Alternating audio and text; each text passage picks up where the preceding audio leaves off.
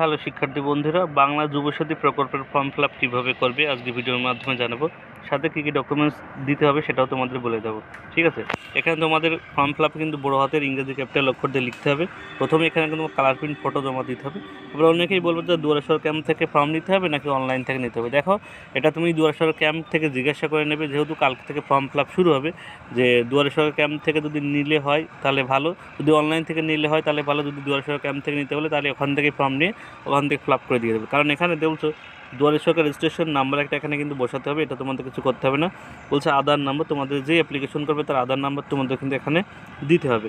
তবে beneficiary name, উপভোক্তার নাম মাধ্যমিকের অর্থাৎ তোমাদের সার্টিফিকেটে যে নামের স্পেলিং আছে সেই অনুযায়ী তুমি কিন্তু এখানে দিয়ে দেবে। ঠিক আছে, বলছে মোবাইল, আধার কার্ড অর্থাৎ মোবাইল নাম্বার অর্থাৎ আধার কার্ডের সঙ্গে বা ব্যাঙ্ক অ্যাকাউন্টের সঙ্গে যে ফোন নাম্বার লিঙ্ক আছে সেই ফোন নাম্বারটা তোমরা কিন্তু এখানে বসিয়ে দেবে। ইমেল আইডি যদি থাকে এটা বাধ্যতামূলক না। এটা বলছে লিঙ্গ অর্থাৎ তোমাদের কিন্তু পুরুষ না মহিলা সেটা তুমি সিলেক্ট করে নেবে। তারপর বলছে ডেট অফ বার্থ অর্থাৎ তোমাদের যে ডেট অফ বার্থ দেওয়া আছে তোমাদের ডকুমেন্টসে সেই ডেট অফ বার্থ দেবে। 1/4/2026 অনুযায়ী তোমাদের যে বয়স আছে সেই বয়সটা তোমাদের দিয়ে দেবে। যদি 1/4/2026 অনুযায়ী তোমাদের বয়স 21 বছর 1 মাস বা 2 মাস হয়ে থাকে তাহলে তোমরা কিন্তু এখানে ফর্ম ফিল আপ করতে পারবে। ঠিক আছে, তারপরে বলছে ফাদার্স নেম, তোমার বাবার নাম এখানে লিখতে হবে। মাদার্স নেম, তোমার মায়ের নাম লিখতে হবে। স্পাউস নেম, যদি কোনো মহিলা বিবাহিত হয়ে থাকেন তাহলে তার স্বামীর নাম এখানে কিন্তু লিখতে হবে। ঠিক আছে, বলছে ক্যাটাগরি অর্থাৎ তুমি কোন শ্রেণীভুক্ত পারো, যদি এসসি এসটি ওবিসি যদি হয়, যদি এসসি হও তাহলে এসসি কার্ডের নাম্বার দিতে হবে, যদি এসটি হও এসটি কার্ডের নাম্বারটা কিন্তু এখানে বসাতে হবে। ঠিক আছে, যেটা বা জেনারেল হলে এটা কিন্তু বসাতে হবে না। বলছে মেরিটের স্টার, তুমি যদি বিবাহিত না অবিবাহিত সেখানে তোমার টিক দেবে, নাকি বিধবা যেটা সেটা কিন্তু এখানে টিক চিহ্ন দিয়ে দেবে। ঠিক আছে, তারপর তোমাদের কিন্তু অ্যাড্রেস এখানে দিতে হবে। হাউস নাম্বার, বাড়ি নম্বর কিন্তু তোমাদের যে ভোটার কার্ডের লিস্ট আছে সেই লিস্টে কিন্তু 22 নম্বর থাকে, সেখান থেকে দেখে কিন্তু এখানে তোমরা কিন্তু বাড়ির নাম্বারটা দিয়ে দেবে।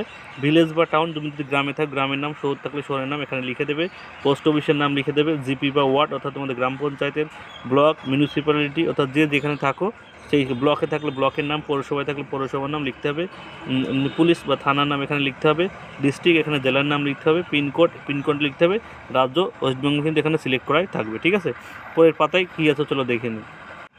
পরের পাতায় আছে তোমাদের কিন্তু এখানে মাধ্যমিকের রোল নাম্বার কিন্তু এখানে লিখতে হবে। দেখতে পাচ্ছ মাধ্যমিকের, যেহেতু এটা মিনিমাম মাধ্যমিক পাস যোগ্যতা এখানে ফর্ম ফিল আপ, এখানে মাধ্যমিকের রোল এখানে কিন্তু নাম্বার দেখবে একটু আলাদা করে লেখা আছে এখানে, অর্থাৎ কোন বছরে তুমি পাস করেছো সেটা লিখবে। বোর্ড, তুমি WBBSC না CBSC না ICS বা অন্য কোনো আদার্স বোর্ড সেটা তুমি এখানে লিখে দেবে। ঠিক আছে, এডুকেশন হাইলি কোয়ালিফিকেশন, তোমার কিন্তু সর্বোচ্চ শিক্ষাগত যোগ্যতা কী আছে এখানে মিনিমাম মাধ্যমিকটা লিখতে হবে। যদি কেউ এইচএস থাকে তাহলে এইচএস লিখে দিতে পারবে, বা গ্র্যাজুয়েশন থাকলে সেটা গ্র্যাজুয়েশন লিখে দিতে পারবে, এটা কোনো সমস্যা না। যার যেটা হাইলি কোয়ালিফিকেশন আছে সেটা তুমি লিখতে পারবে এখানে। বর্তমান পেশা যদি তুমি কোনো টোটো চালাও বা এমনি স্টাডি করছো, চাকরির জন্য ট্রাই করছো বা অন্য যেটা সেটা লিখে দিতে পারবে, এটা কোনো ব্যাপার না।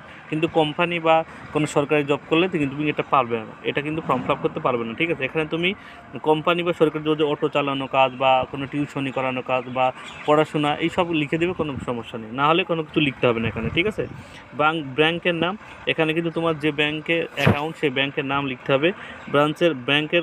ব্রাঞ্চের নাম লিখতে হবে, অর্থাৎ তোমার ব্যাংকের বইতে কিন্তু সব ইনফরমেশন পেয়ে যাবে। ঠিক আছে, ব্যাংক অ্যাকাউন্ট নাম্বারটা কিন্তু এখানে লিখতে হবে। IFSC কোড কিন্তু এখানে লিখতে হবে। তারপর বলছে তুমি অন্য কোনো সরকারি প্রকল্পে পাওনি কিনা রাজ্য সরকার প্রাপ্ত সুবিধা বৃত্তি ছাড়া। ঠিক আছে, শিক্ষাগত সুবিধা বা বৃত্তি ছাড়া, অর্থাৎ অনেকে যে স্টাইপেন্ড পায়, স্টাইপেন্ড গেলে কিন্তু তুমি এই স্কুল এই যুবশ্রী প্রকল্পের ফর্ম ফিল আপ করতে পারো, এখানে কোনো সমস্যা নেই। কিন্তু তুমি যদি লক্ষ্মীর ভাণ্ডার পাও বা অন্য কোনো বিধবা ভাতা পাও, অনেকে আছে বিধবা ভাতা পায়, বা অন্য কোনো ভাতা যদি পেয়ে থাকো তাহলে কিন্তু এখানে তুমি যদি ইয়েস করো তাহলে কিন্তু তুমি এখানে কোনো এই যুবশ্রী প্রকল্পে তোমার কিন্তু নাম বাতিল হয়ে যাবে, এখানে সবাই কিন্তু নো করে দেবে। ঠিক আছে, যারা অ্যাপ্লিকেশন করবে যদি কোনো বিস্তারিত পান তার বিবরণ কিন্তু এখানে দিতে হবে। ঠিক আছে, তারপরে বলছে এখানে কী কী ডকুমেন্টস দিতে হবে, দেখতে পাচ্ছ প্রপারলি কিন্তু এখানে লেখা আছে তোমাদের কী কী ডকুমেন্টস দিতে হবে। দেখতে পাচ্ছ সেটা দেখে নিই। বলছে মাধ্যমিক অ্যাডমিট কার্ড সমতুল্য অ্যাডমিট কার্ড, তো মাধ্যমিকের অ্যাডমিট কার্ড দিতে হবে, মাধ্যমিকের মার্কশিট দিতে হবে, সার্টিফিকেট দিতে হবে, যেটা copy of the Aadhaar card দিতে হবে। ঠিক আছে, আধার কার্ডের কপি দিতে হবে, ভোটার কার্ডের কপি দিতে হবে, ভোটার কার্ড দিতে হবে, ফার্স্ট পেজ ব্যাংকের প্রথম পেজ দিতে হবে, এবং জাতিগত শংসাপত্র যদি থাকে তাহলে কিন্তু তোমাদের জেরক্স কপি দিতে হবে, এবং নিচেই তোমাদের সেলফ অ্যাটেস্টেড দিতে হবে। এবার একটা এখানে তোমাদের কিন্তু সিগনেচার করতে হবে, এবং যে ডেটে ফর্মটা জমা দেবে সেই ডেটটা এখানে দিয়ে দেবে। তোমরা কিন্তু দুয়ারে সরকার রেজিস্ট্রেশন নাম্বার এখানে দিয়ে তারা কিন্তু একটা তোমাদের কিন্তু একটা রিসিপ্ট কপিতে তোমাদের দিয়ে দেবে। এই কিন্তু টোটাল কিন্তু ফর্ম ফিল আপ। ঠিক আছে, তো তোমাদের এলাকায় ক্যাম্প কবে, সেই ভিডিও আমি ডিসক্রিপশন বক্সে লিঙ্ক দিয়ে দিচ্ছি, সেখান থেকে তোমাদের এলাকায় ক্যাম্প কবে শুরু হচ্ছে তুমি সেখান থেকে দেখে নিতে পারবে। তবে বলে দিই 15 তারিখ থেকে 26 তারিখ পর্যন্ত তোমাদের কিন্তু ফর্ম জমা নেওয়া হবে। এর প্রত্যেক দিনই কিন্তু ফর্ম জমা নেওয়া হয়, এমন তো নয় যে এসআইআর এর কিন্তু ভেরিফিকেশনের মতো না যে একদিন দেবে, একদিনই না গেলে অন্য দিন তুমি যেতে পারবে না, এমন কোনো ব্যাপার না। 25 থেকে 26 তারিখের যে কোনো দিনে তুমি কিন্তু ফর্মটা এই ক্যাম্পে গিয়ে জমা দিতে পারবে। আশা করি সবাই ব্যাপারটা ক্লিয়ার। কারো যদি বুঝতে অসুবিধা হয় অবশ্যই কমেন্ট করো। সবাইকে ধন্যবাদ।